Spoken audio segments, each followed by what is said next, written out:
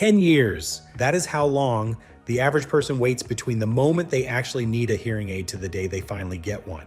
So if your dad just brought his device home, we need to take a second to acknowledge the pure patience and persistence it took your family to get to this point. But here is the massive catch that nobody warns you about before that first appointment. Getting the device is not the finish line. It is actually just the starting line. If we go into this expecting him to just pop the hearing aid in and suddenly hear perfectly, this first week is going to be incredibly confusing and frustrating for everyone involved. We are talking about a total sensory shock to the brain, and how we handle these first few days determines whether that device actually stays in his ear or ends up abandoned in a drawer. Today, we are breaking down exactly what he is experiencing right now and how we can actually help him get through it.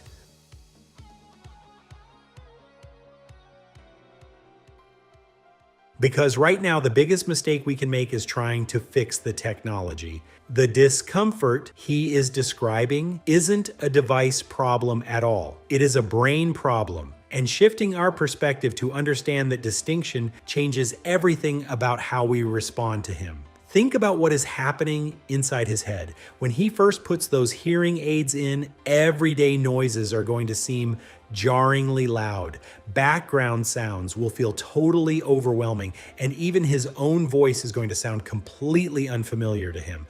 There is a fascinating reason for this. His brain spent years working overtime just to fill in his auditory gaps, constantly relying on context clues and exhausting guesswork just to piece basic conversations together. The hearing aid turns that volume back up all at once, and his brain is suddenly drowning in data it hasn't processed in ages. It needs time to learn how to filter everything it is receiving again. That is why the first 2 to 3 days are consistently the absolute hardest. If he calls us on day 2 complaining that everything feels strange or way too loud, our job in that exact moment is not to troubleshoot the device. Our job is to reassure him that this chaos is exactly what is supposed to happen.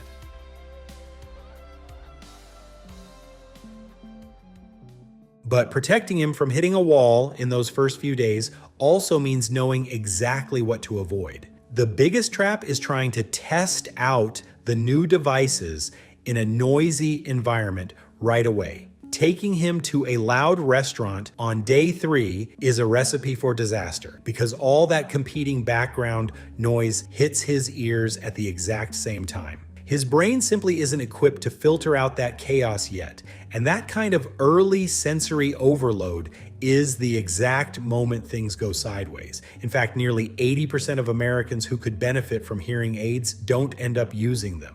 A massive chunk of that failure rate traces right back to those first 2 weeks going badly, usually because they felt completely overwhelmed and had nobody around to help them make sense of what they were experiencing.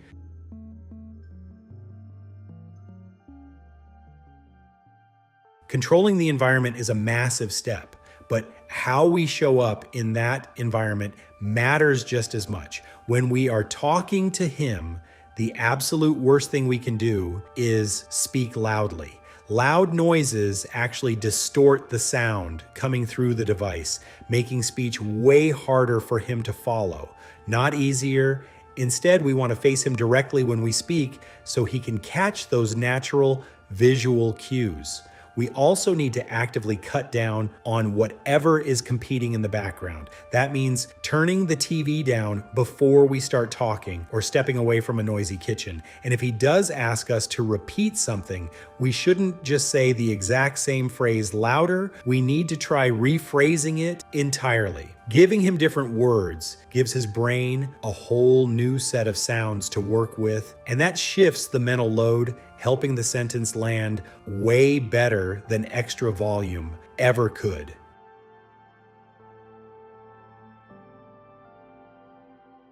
How we communicate with him establishes the foundation, but the single variable that determines how quickly he adjusts is consistency. Research shows that wearing hearing aids for more than 8 hours daily significantly improves long-term satisfaction, listening comfort, and quality of life. The brain needs steady daily input to recalibrate. Using them inconsistently just extends the adjustment window.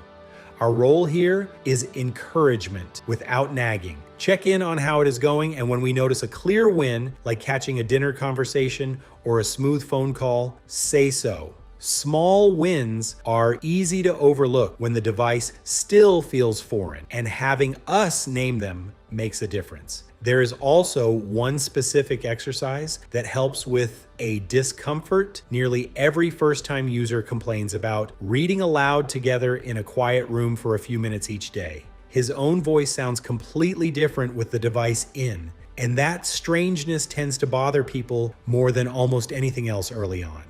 A few minutes of daily practice normalizes that sound faster than anything else.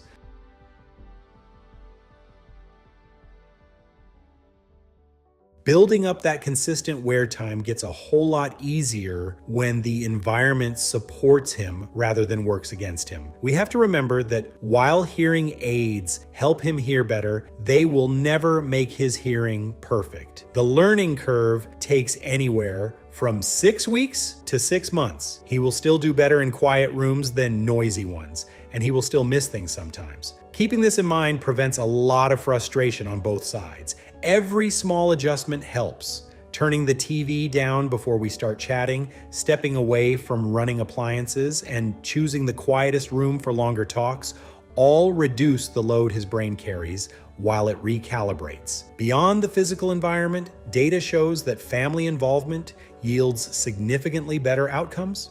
The families who make it through that first month smoothly are almost always the ones who treat this as something they are navigating together rather than a solo chore he has to handle alone while everyone else waits for it to be over.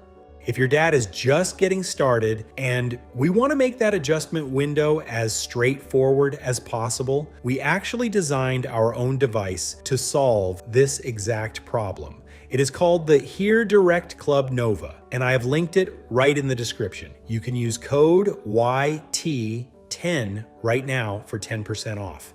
To give you an idea of the clarity we are talking about, listen to this quick audio sample showing what speech sounds like before and after using Nova. This is a demo of Nova in a busy restaurant setting. Use the buttons below to switch between hearing with Nova and without Nova. We built it to come pre-configured with no complicated setup, focusing specifically on mild to moderate clarity gaps. We also back it with a 100-day money-back guarantee, which means he has more than enough time to get through that full adjustment period before making any final decisions. If we want more guides like this one, subscribe. We cover hearing health and everyday clarity in a way that is actually useful for families going through it.